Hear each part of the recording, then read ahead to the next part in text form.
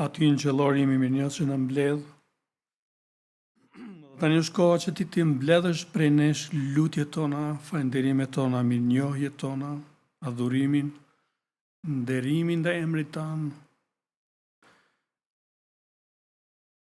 Ti je Zoti i vërtet, Zoti i mirë, i paqes dhe i drejtësisë, krijues, ripërtrirës, furnizues, mrekulli bërës, mik,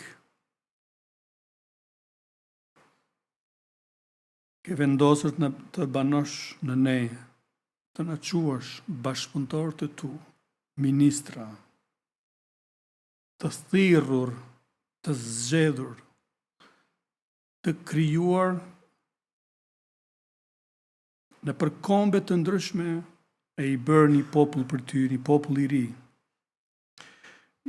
E mirënjohje edhe falënderim Zot jemi për çdo gjë që ndodh brenda nesh, për gjërat e mira, të bukura, të shëndetshme, por edhe për gjërat që ne i ballafaqojmë, që janë të vështira, që mund të jenë të rëna, nganjëherë të errta,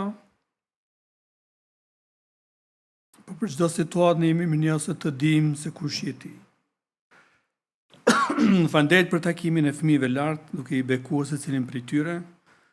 Zot, formësoj të lutem dhe të vihet secili prej tyre në shtratin tanë. Të jeti vendosur secili fëmijë në ndjepin tanë shpirtëror. Ti përkund dhe ti përgdhel, Zot. Ti disiplinon dhe ti formëson. Bekor në Perëndi Pepën dhe Aronin, desa kalojnë kohë me fëmijët, dhe secilin prej nesh tu që është, ata që mungojnë kudo që janë. Ti dorëzojnë tani Perëndi dhe kërkesat dhe lutjet tona, të vëllezërve dhe motrave. Andaj që ti dëgjon dhe i kthen sipas vullnetit tanë në bekime. Ne të themi falënderit Zot, në Krishtin e mirë lutemi. Amen.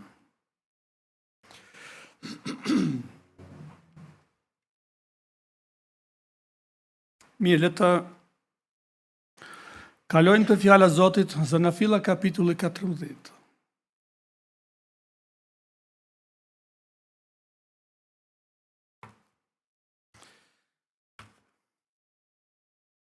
Edhe ky mësim është në kuadër të temës serive të mësimit që kam nisur që disa kohë, besimi. Çka është besimi? Disa persona që lidhen me besimin dhe që na flet shkrimi. Dhe për Abrahamin kam thënë që do na duhen 2-3 herë të flasim 2-3 tema, dhe sot është para 2 javësh kemi folur për Abrahamin, kush është ai dhe thirrja e tij. Sot do të flasim për një temë, temën e dytë, që quhet Abrahami dhe Melkizedeku. Abrahami edhe Melkizedeku. Kush nuk din për Abrahamin? Kudo mund të dëgjosh për Abrahamin. Nga Zanafilla deri tek veprat e letrat. Por është një person tjetër të cilin e ka takuar Abrahami këtu përpara 4000 vitesh, emri i cilit është Melkizedek. Shumë i panjohshëm, enigmatik, hyn shpejt dhe del shpejt. Po ky njeri është shumë i veçantë, e pak dihet për ta. Që sot kena me fol, do të bënim mësim për Abrahamin edhe takimi i tij me Melkizedekun. Kush është ky Melkizedeku? Prandaj Zoti Jezus për fjalën tënde, shëntroje dhe bekoje atë tani. Amen.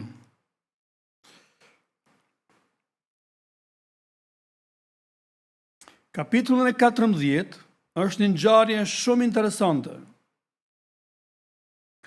që edhe unë vetëm tani kur kam filluar me përgatit më mirë, kam kuptuar më shumë dhe më mirë për këtë ngjarje në të cilën është i përfshirë Abrahami.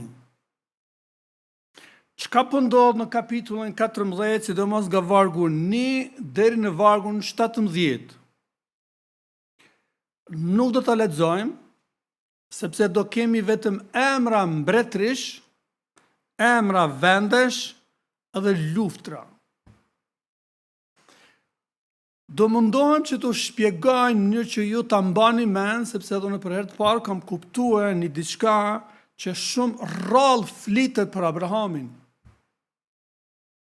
Çka ka ndodhur përpara 4000 vitesh në një vend që quhet Sidim, afër detit të vdekur, e ku Abrahami po jetonte në një vend, në një qytet që quhet Hebron, vetëm ja 65 ose 70 kilometra larg. Bibla na shpjegon se kishte ndodhur një luftë ndërkontinentale. Një luftë në cilën ishin përfshirë 9 mbretëri. Pra nuk është një prallë, por është një regjistrim në fjalën e Zotit, edhe tregohet emri i secilit mbret, ku ka ndodhur edhe pse ka ndodhur kjo luftë. Çka po ndodhte në të vërtetë? Ishin 5 mbretëri që ishin për rreth ku është sot pjesa e Samaris, rreth detit të vdekur, edhe pjesa që quhet e Transjordanis, pra pjesa e bjen perëndimore e Jordanisë së sotme. Aty ishin ato 5 qytete, 5 vende të vendosura, 5 mbretëri. Për 12 vjet, këto mbretëri i kishin paguar tagër, taks, tribute, mbretërive që ishin 4 mbretërive të tjera, sidomos një mbreti që vinte nga Irani sotëm, nga Irani madje jugor, që në distancë nga ajo mbretëri për me ardhur ai mbret deri tek në Sidim ku bo betejë, ai kaloi 1600 kilometra. Paramenoni çka ka ndodhur, çfarë armiqësish dhe çfarë ndërmarrësh përpara 4000 vitesh, bëhet një koalicion i 4 mbretërive me ardhe me i sulmue 5 mbretëri të tjera, sepse na thuhet që këto 5 mbretërit që ishin në tokën e Kananit, kishin vendosur mos me pague taksat vjetore këtyre mbretërve më të largët. Dhe ata vendosin me ardhe dhe me i luftue, me i shkatrue edhe me i pleçkit. Këto 4 mbretëri ishin pra nga jugu Iranit, ishin nga veriu Iranit, Siria, pjesë e Siris, dhe një pjesë dhe një mbretëri tjetër ku është sot Anatolia në Turqi. Pra po udhtonin nga drejtime të ndryshme këto mbretëri, edhe po vinin dhe ishin marrur vesh për një betejë që do të bëhej në afër detit të vdekur në qytetin Sidim. Rrugës duke ardhur, këto 4 mbretëri të fuqishme me ushtarët e tyre i zhdukin, i sklavrojnë, i poshtnojnë dhe i pleçkitin 5 popuj të tjerë.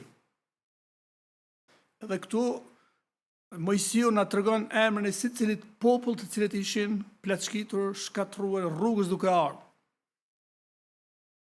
Dhe vinë dhe i mundin 5 mbretërit që ishin të shtrirë rreth detit të vdekur. Këta mbretër ikin, bile disa thuhet që disa kanë ra edhe në gropat e bitumit që mos kanë mundë me dalë sa ushtarë dhe shpërndahën të gjithë. Mbretërit, pushtues, marrin me vete banorët, marrin plaçkën edhe nisën për në shtëpi.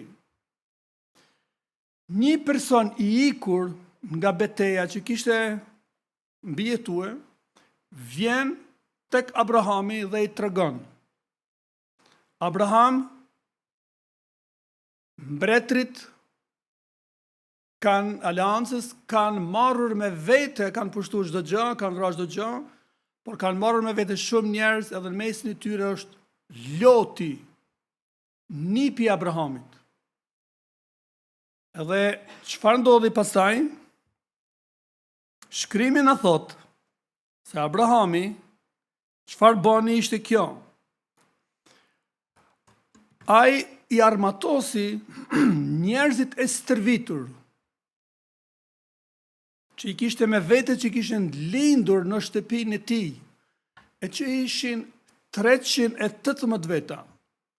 Të stërvitur, i armatosi, dhe pastaj thuhet se shkoi edhe i ndau në grupe, edhe i kapi këta mbretër afër Damaskut, dhe i sulmoi natën që të gjithë, dhe i mundi Abrahami me 318 sklever për të stërvitur, i mundi 4 mbretër, të cilët ata kishin mundur 5 të tjerë që ishin, si me thonë, të afërm këshitë ku jetonte Abrahami.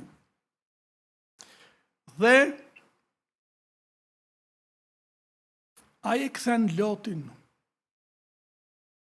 Loti ishte që dini kishte vendosur, kur ishin ndarë me Abrahamin, kishte vendosur me shku me jetu në Gomorë. Dhe pikërisht qyteti Gomorës dhe Sodomës ishin plaçkitur dhe marrë kështu peng për këtyre mbretërve. Abrahami, një farforme, një mënyrë, ai nuk ishte ushtri. Ai kishte sklever të lindur në shtëpinë e vet. Abrahami ishte vetëm një grup i vogël, po si arriti të fitonte mbi gjithë këta persona, gjithë këta mbretër, e këto ushtri. Me një fjalë, Abrahami mund të themi se shohim se ishte njësia, si me thonë, e sot me njësia speciale, që ndërhyni një betejë kaq të madhe, edhe fiton. Strategjin që ka përdorur Abrahami ishte jashtë çdo standardit kohës. Njerëz të stërvitur, në atë kohë ushtrit nuk ishin të stërvitura. 2, ata mbledhen vetëm sa më shumë njerëz. Abrahami kishte vetëm njerëz të zgjedhur, të vet, ato që kishin lindur, ata ishin punëtor, blektor, sklever mo. Por ishin stërvitur, i ndau në një site edhe sulmoi natën. Edhe kështu i fitoi. Tani po kthehen sërish në Gomorë,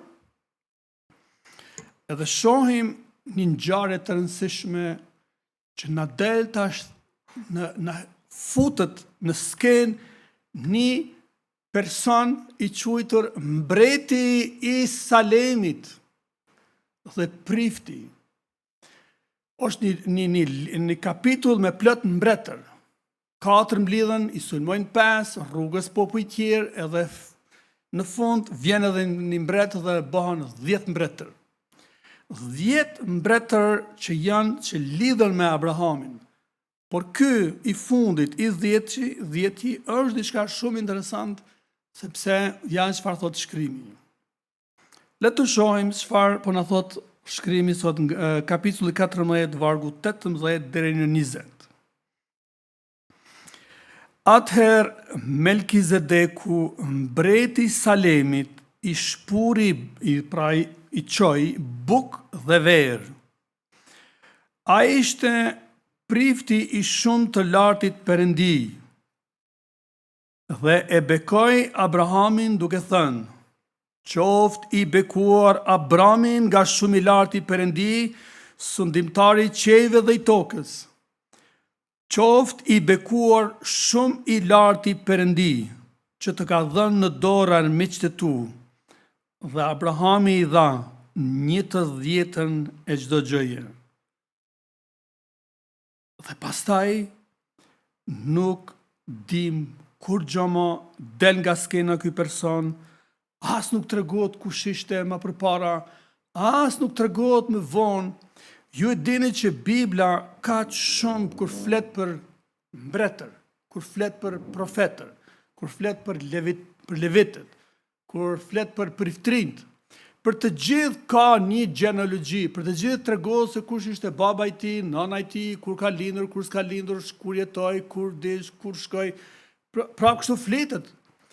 Por është ky person këtu, Melkizedeku, që vetëm ndërhyn këtu, vjen, i bën disa veprime të shpejta, del nga skena dhe Mojsiu në fakt nuk merret më me këtë person. Edhe jo veç Mojsiu, por nuk merret më as Josueu, vijnë librat e mbretërve, kronikave, edhe 1 Samuelit, 2 Samuelit, edhe do të shkojnë edhe 1000 vjet të tjera dhe shkrimi i shenjtë nuk ka me përdor këtë person. Pse po na lën fjala e Zotit, Bibla, në disa raste ndodh që na lën disa tema, ndonjë emër në mënyrë enigmatike dhe nuk flitet për ta kaq shumë. Unë nuk e di arsyen pse e ka lënë kështu.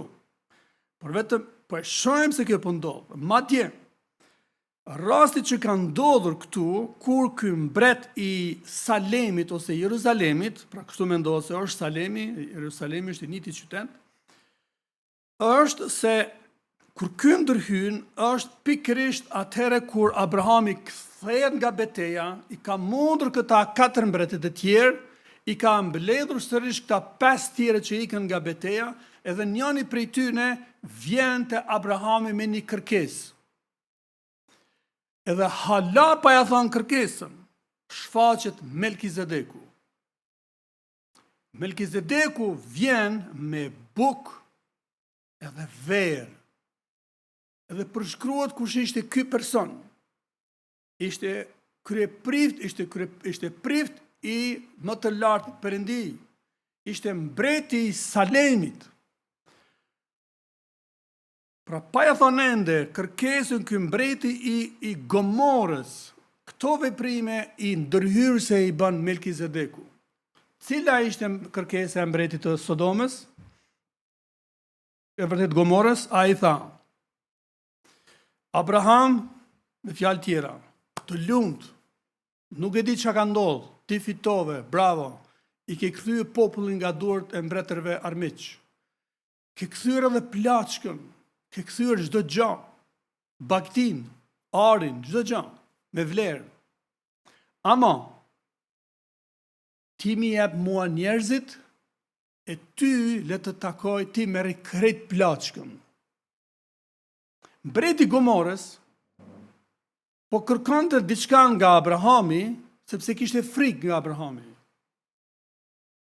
Se Abrahami kishte plaçk të madhe, ari, njerëz, edhe territor. Dhe ky erdhi me këtë kërkesë duke i thënë, ej, ti më jep njerëzit, e tjerat moj vet. Shumë i zgjuar, shumë dinak.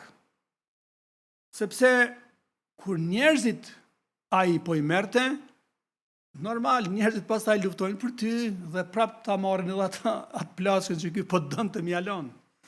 Pra, shikoni si po e trajton një mbret Abrahamin, duke i bë disa kërkesa pas një fitorie. Normalisht do të duhej ai mbret me thonë, ej, falënderit që na ke pështue, na jemi gjallë, kështu, por jo, ai kishte kërkesa.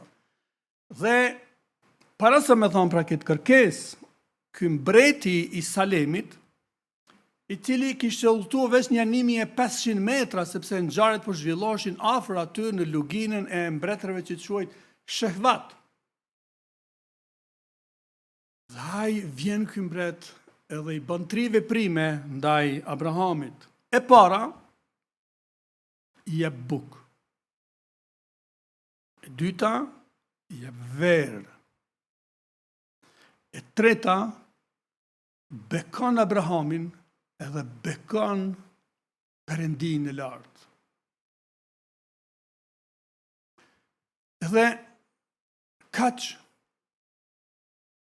Abrahami këtu na thuhet se çfarë ka bë, e ka marrë të 10 e krejt plaçkës edhe ja ka ofruar Melkizedekut. A e kërkoi Melkizedeku këtë plaçkë? Jo. Melkizedeku doli me bekue Abrahamin. Melkizedeku e dinte kush është Abrahami. Edhe vetëm doli me bekue me verë edhe me bukë pas një pune të lodhshme, të stërmundeshme që ishte nga beteja. Edhe ai nuk ishte asnjë kërkesë. Dhe ky vetë ja ofroi vullnetarisht të 10, askush nuk i tha. Vetë ja ofroi. Kur këtë e bëri, pastaj vazhdon biseda me mbretin e Gomorës. Edhe i thot Atina, çka po don ti? Thot, meri plaçkën, thot ty. Jo, unë nuk dua asgjë. Jo, tuat janë krejt plaçkat, krejt njerëzit janë tut, nuk ka asnjë lloj problemi. Merr të gjithë. Nuk më duhet mua asgjë. Mirë, kthehemi tek Melkizedeku. Melkizedeku është një titull, është një emër, është një person, është një mbret që shkakton shumë koklavitje për teologët hebrej. Jo shumë për të krishterët, por për hebrejt shumë shkakton probleme. Probleme teologjike në radhë të parë. Pse? Sepse për judaizmi, për hebrejt, Abrahami është ati i hebrejve, ati i kombëve, me cilën vjen, si thuash, monoteizmi, judaizmi, me vonë i konsoliduar me Mojsiun. Por tani, këtë skem, krejt e prish, krejt e vendosi, me thonë, në pikpyetje, se çfarë Perëndia ka bë edhe përpara se të ishte Abrahami, edhe përpara se të ishte Mojsiu, edhe përpara se të ishin mbretër tjerë, para se të vinin profetë tjerë. Perëndia ka bë diçka të veçantë. Përpara se të kishte tempull, përpara se të kishte mbretër judejnë, përpara se të kishte priftëri levitike, përpara se të ishte Aaroni, përpara se të ishte Levi, ishte Melkizedeku. Njeriu që e besonte dhe e njehte Perëndinë shumë të lartë, më të lartit. Pra po flitet këtu për një person që ishte monoteist, e njehte Perëndinë e vërtet, Perëndinë El Elon, Perëndinë Jahve, e që nuk ishte as hebre, nuk ishte as diçka tjetër. Ishte diçka tjetër, po, jo hebre. Pra, ka shkaktuar probleme shumë tek hebrej duke menuar se kush është ky person. Ku e ka vendin që ky person Melkizedek që po duket në skenë është shumë i madh.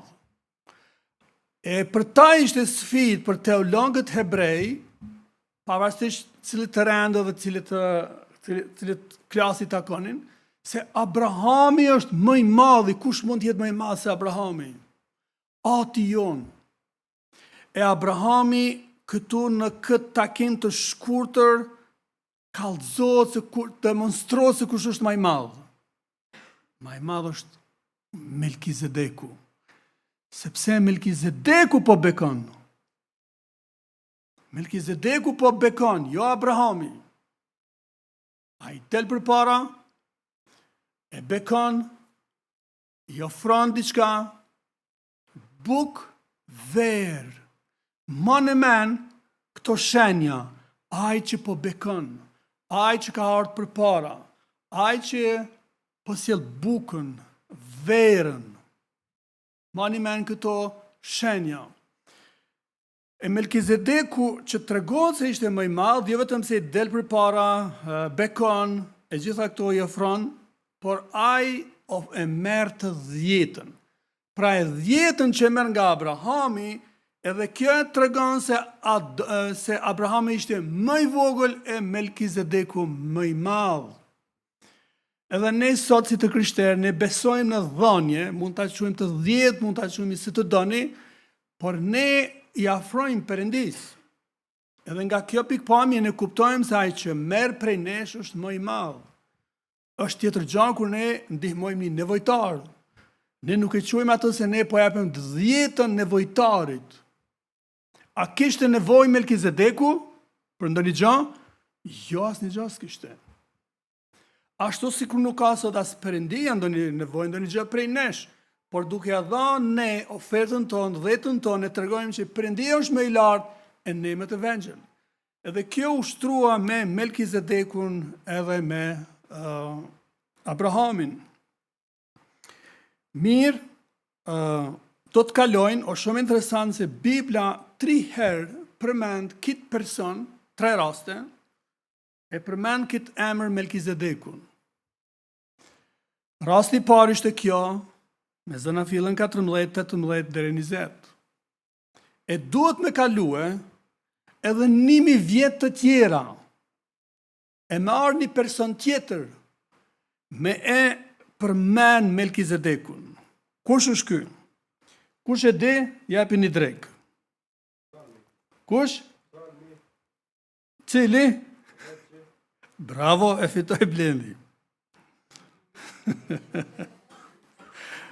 Blend ka një kërkesë atje, ka një reklamin për të ke këshirë telefon. Nese, e ka thonë të shu, e ku kryu. Ti thuj kemë të më këshirë.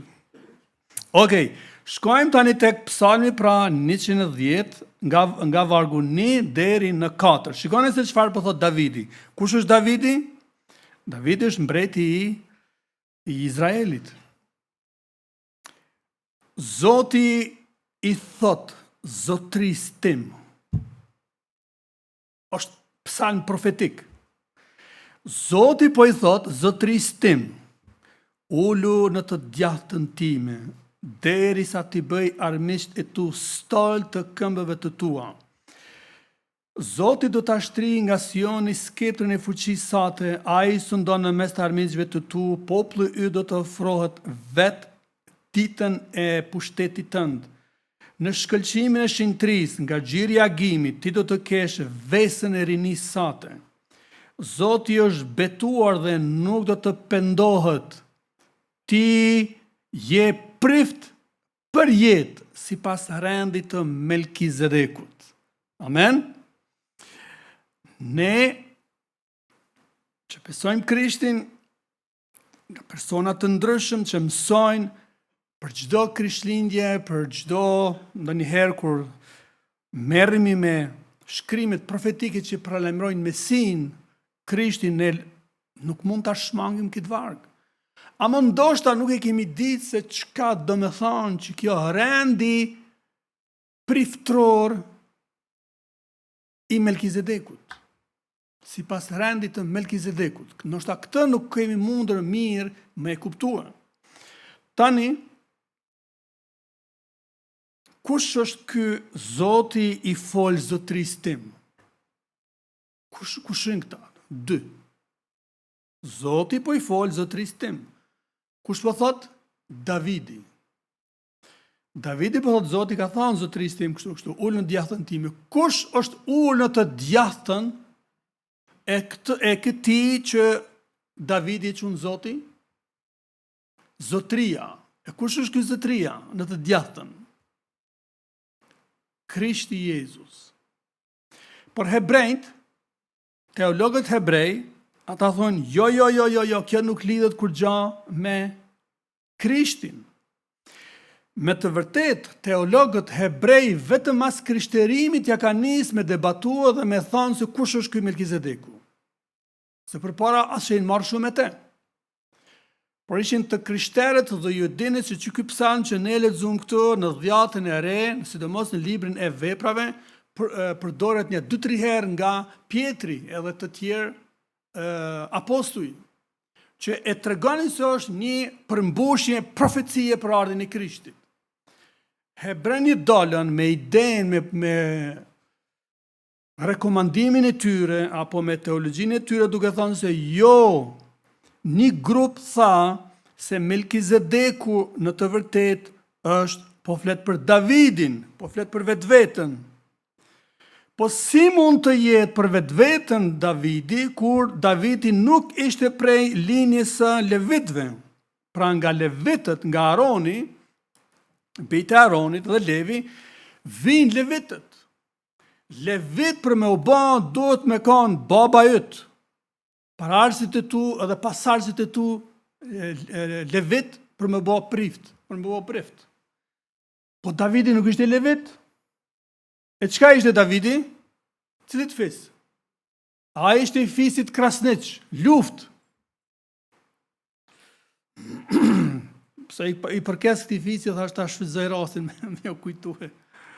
Mirë, pra nuk lidhet asgjë me Davidin. Një grup tjetër i teologëve hebrej thanë, ky është Melkizedeku, është biri i Noeut, i quajtur Shem, sepse Shemi në të vërtet jetonte ende kur Abrahami po vepronte. Shemi ishte ende gjallë.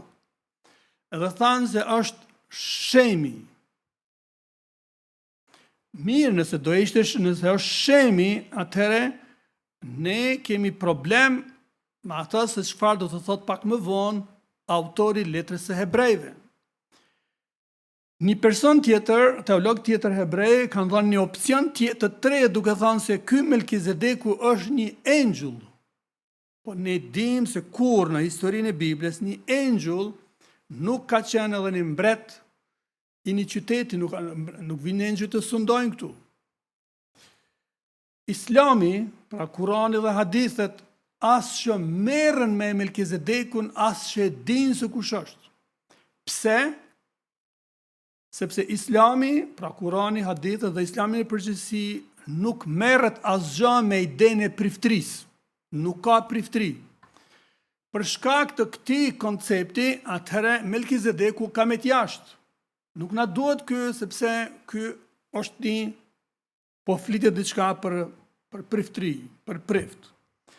Mirë, Davide e ka dhënë këtë profeci. Na duhet të presim edhe 1000 vjet të tjera për me ardhë një person tjetër, për me shpjegu dhe për me përmend Melkizedekun. Është autori i Hebrejve, e që disa kanë thënë është Pali, e disa thonë Apollon, si do qoftë.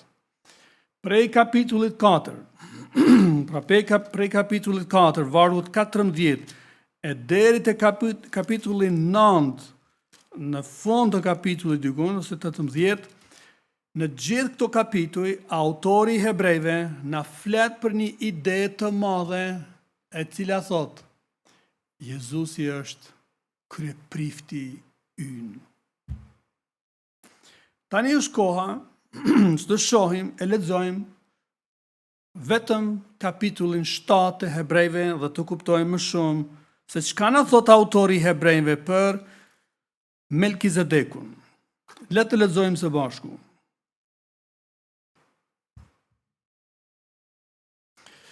Sepse ky Melkizedeku, mbreti i Salemit dhe prift i më të lartit Perëndi, doli përpara Abrahamit kur po kthehen nga mposhtja e mbretërve dhe i bekoi.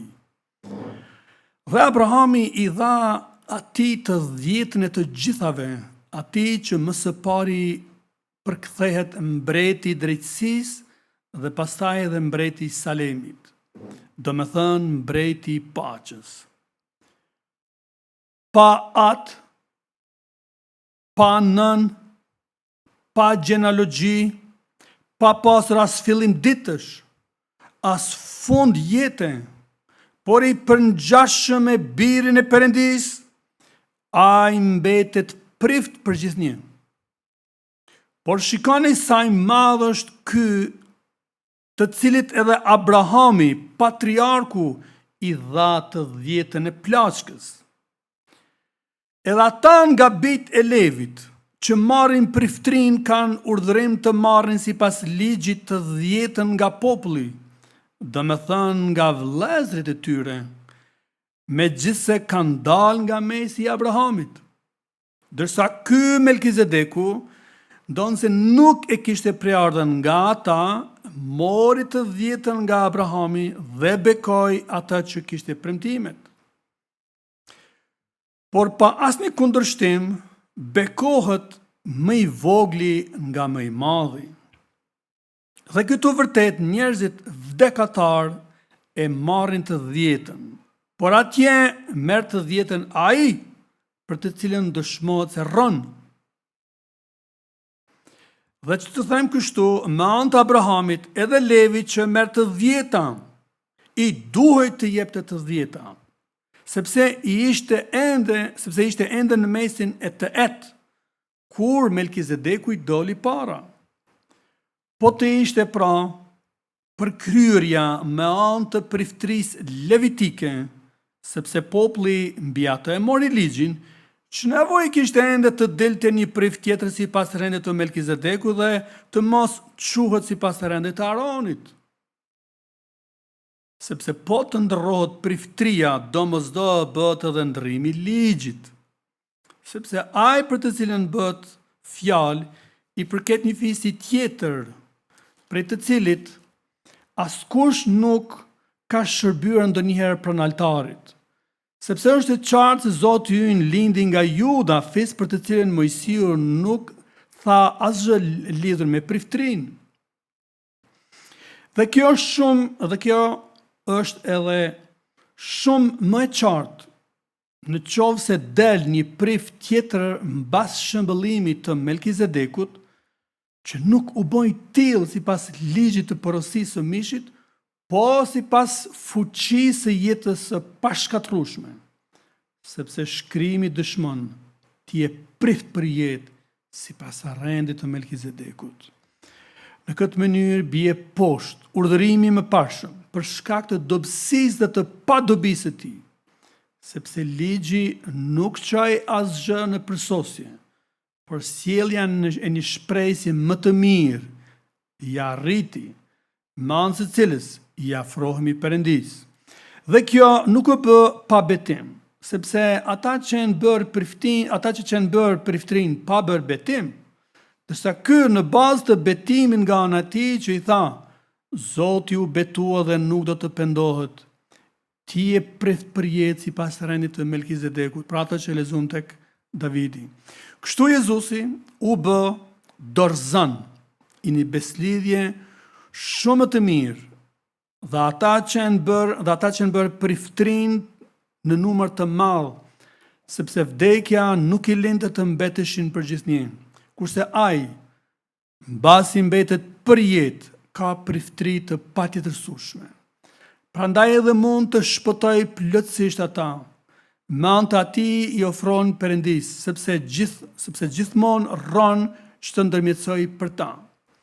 Sepse neve një kryeprift i tillë na duhej, i shenjtë, i pafaj, i papërlyer, i ndarë nga mëkatarët dhe i bërë më i lartë se sa qejtë, që nuk ka nevojë çdo ditë, si ata kryepriftrin të ofrojnë flijime më parë për mëkatet e veta, e pastaj për ato të popullit, sepse këtë e bëri një herë për gjithmonë kur ofroi vetveten. Sepse ligji vë kryepriftrin njerëz që kanë dobësi, por fjala e betimit që erdhi pas ligjit vë birin që është i përkryer për jetë. Amen.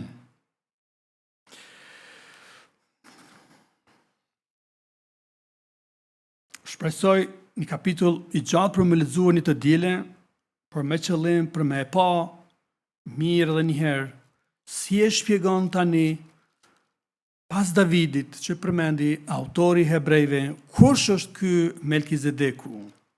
Pra këtu me një përmbledhje me ba të këtij kapitulli, autori Hebrejve është duke thënë që është Jezusi ai i cili plotson, përmbush gjithë rendin priftror sipas rendit të Melkizedekut. Kjo është këta e çfarë po përmbyll, kjo është ka po thot. Por ne sot, të cilët jemi besnik ndaj shkrimit, edhe ne mund pak të luhatemi të kur lexojmë fillimin e kapitullit që tha, ky njeri ishte pa non, pa bab, pa fillimditësh, në përjetësi, edhe pa gjenealogji, kush është ky? Çka i bjen me kanë ky person që përshkruhet kështu? Edhe të krishterët kanë bë disa propozime varësisht se kush si e ka kuptuar. Disa kanë thënë që është vetë Perëndia. Disa kanë thënë që është Jezusi ka ardhur më përpara domosdoshmë se të vinte të kryqëzohet, ishte mbreti i Salemit, mbret i drejtësisë edhe i paqes. Dhe disa të tjerë e kanë interpretuar se ky nuk është në fakt, nuk është Perëndia, nuk është një engjëll, nuk ishte Jezusi që kishte ardhur përpara inkarnimit, por është thjesht një person ekzistues që është hija e Krishtit. Pra tregon hijen e atij që po vinte që ishte Krishti. Edhe këtu shumica, sidomos edhe e reformatorëve, teologëve reformatorë e besojnë këtë gjë. Është hija, ai që paraprin, sikurse profetët të tjerë, kur e shohin Mojsiun, Abrahamin e gjithë të tjerët, kush janë këta mbretër, profetër, priftrin? Janë vetëm hija e atij që po vinte që ishte Krishti. Pra kemi të bëjmë me diçka, jo që ai ishte një person, si me thonë, Perëndia apo dikush tjetër. Ishte një person të vërtetë, po pse thuhet pa non, pa bab, pa gjenealogji? Pse si dihen ditët? Sepse ati nuk dihej se kush ishte. Nuk dihet se kush ishte. Pra priftrit, mbretët, profetët kishin gjenealogji, dihet kur kanë ardhur, kur kanë vdekur, por jo për këtë person.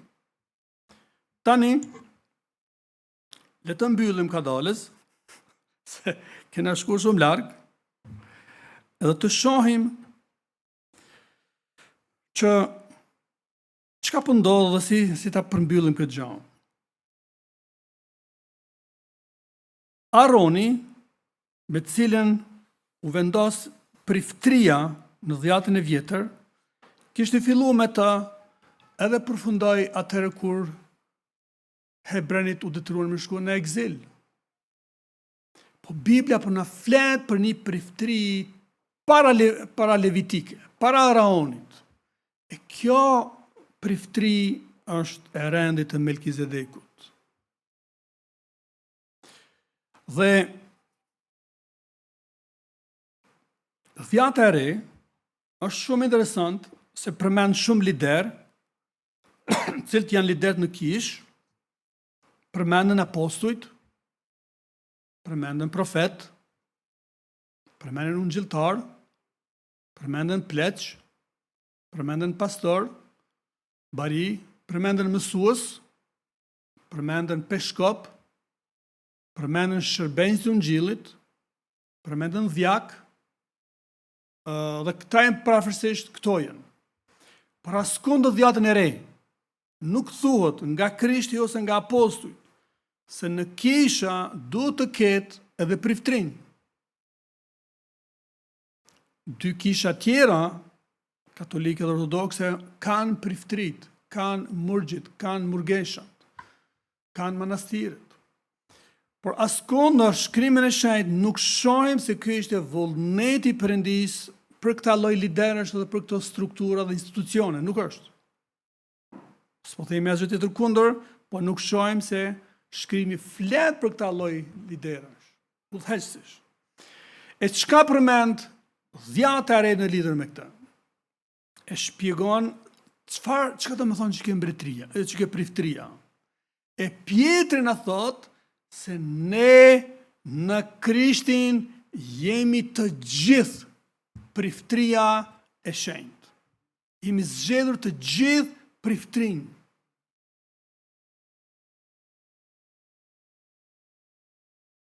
Krishti pra, për përmbyllje, kur e pyetën se kush je ti e kështu, ose ai thonë jem edhe përpara tempullit, më i madh se tempulli, më i madh se Solomoni, më i madh se Mojsiu, edhe për Abrahamin po ashtu tha, ai përmendi, u tregoi njerëzve që ishin farisej, ai tha se përpara se të ishte Abrahami, unë isha.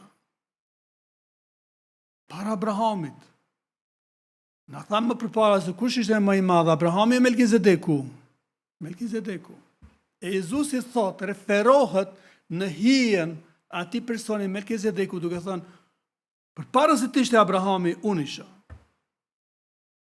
Isha përpara tina. Tjetër, e dim, vëllezër dhe motra, se kur një nga gjërat e fundit që Jezusi bëri në darkën e Zotit, darkën e fundit, ai u tha dishepujve, unë jam buka, unë jam vera.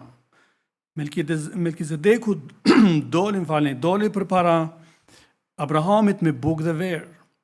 Jezusi doli përpara dishepujve të vet, duke thënë unë jam buka dhe vera. Në Jezu Krishtin e kemi një beslidhje të re, që nuk është sipas dhjatës së vjetër, por është sipas priftërisë të Melkizedekut. Jezusi është princi i paqes që thuhet. Melkizedeku tha se ishte mbreti i drejtësisë dhe i paqes. Në fund, Abrahami, për gjitha këto beteja, për gjithë këtë gjë, ai në fakt ishte duke u përgatit. Dhe si e dim që ai po përgatitej? Kur erdhën betejat, ai ishte gati. Lutemi që sot Zoti Jezus të na përgatis neve për çdo lloj beteje, nuk ka rëndësi sa i njerëz, sikurse në rastin e Abrahamit, nuk ka rëndësi shumë se ku jeton dhe çfarë zhvillohet përreth. Edhe tani, ashtu sikurse e pam në këto 10 mbretëri, 9 mbretëri ishin duke luftuar, shkatruar, vrarë, pleçkit njëri tjetrin. E ishte Melkizedeku një mbretëria 10 që ishte plotësisht në paqë. Jemi njës Perëndis që na ka vendosur tani më në mbretërinë e tij, ku ka drejtësi edhe kur ka paqë. Dhe për këtë drejtësi edhe për këtë paqë, ne duhet të veprojmë, e duhet ta zotrojmë edhe shpërndajmë aty ku duhet. Le të ngritemi në këmbë, këndojmë edhe këngën e fundit, edhe bekojmë Zotin për fjalën e tij. Amen. Natyra jote, vepra jote, si e shfaqur në botë, e çfarë ke bërë për shpresën e re, që të hidhet kjo shpresë e vendosur e ngulitur edhe në neve. Mos me u lëkund për me pas pikë shikimin e ngulitur për gjërat që po vinë. Mbreti i madh po vjen. Maranata.